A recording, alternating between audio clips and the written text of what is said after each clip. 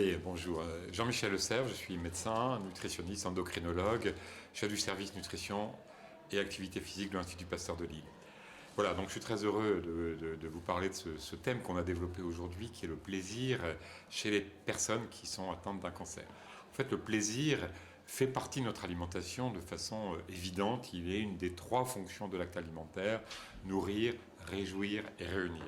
Mais non seulement le plaisir est une des fonctions essentielles, mais ce plaisir, il est aussi au service des autres fonctions. C'est-à-dire qu'il sert à nous pousser à manger, il nous conduit à chercher à manger, et il nous conduit à décider de manger, et ensuite, quand le plaisir est atteint, d'arrêter de manger. Donc le plaisir est vraiment quelque chose qui est essentiel.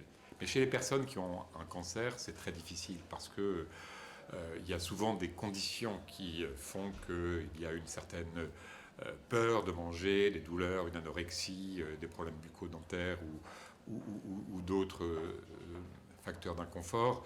Et donc le plaisir n'est pas toujours facilement atteint. Pour autant, il faut bien sûr écouter le patient, qu'est-ce qu'il a envie de manger, qu'est-ce qui lui ferait plaisir. Et finalement, on en arrive à cette notion, c'est pas tant le plaisir qui est la clé qu'il faudrait atteindre, c'est se faire plaisir.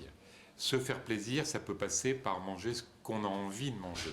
Ça peut passer par manger des choses qui ne sont pas forcément diététiquement parfaites, mais pourtant elles vont conduire à se nourrir un petit peu plus.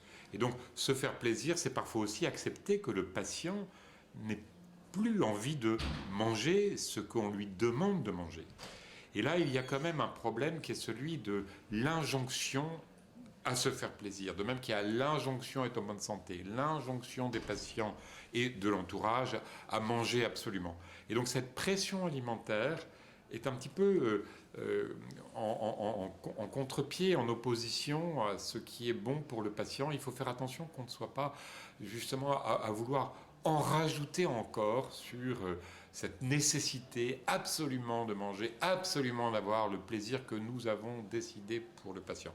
Donc il y a un équilibre à trouver. Certes, le plaisir est essentiel, ce plaisir va nous conduire à manger, mais il y a aussi ce que le patient est capable de faire aujourd'hui et maintenant, avec cet espace de liberté qui reste important dans l'alimentation pour le bien-être et la qualité de vie des personnes qui sont là. Sans oublier pour autant que le bien manger sera toujours utile pour améliorer l'état des personnes, peut-être améliorer parfois la survie. Alors les patients posent des questions sur les régimes et ils ne trouvent pas toujours des réponses chez les professionnels de la santé. Les médecins en particulier ne sont pas toujours sensibilisés à l'alimentation et donc ils vont les chercher à droite, à gauche. Il faut que les nutritionnistes, diététiciens, nutritionnistes, médecins nutritionnistes soient capables d'offrir des réponses, parce que sinon c'est sur les réseaux sociaux qu'on ira chercher le régime sans, le régime d'exclusion, sans ceci, sans cela, sans rien. Et donc là, il y a un véritable danger. Donc il faut se former, il faut s'informer. Et en tant que professionnel de santé, on a une exigence, et c'est pour ça que je me suis permis d'écrire un petit livre qui s'appelle 40 idées fausses sur les régimes, et qui donne un peu le vrai du faux dans toute cette panoplie de régimes d'exclusion, de régimes miracles. Il n'y a pas de régime miracle. Il y a par contre une bonne alimentation qui est souvent celle que le patient a envie de prendre, avec diversité, avec variété, avec modération.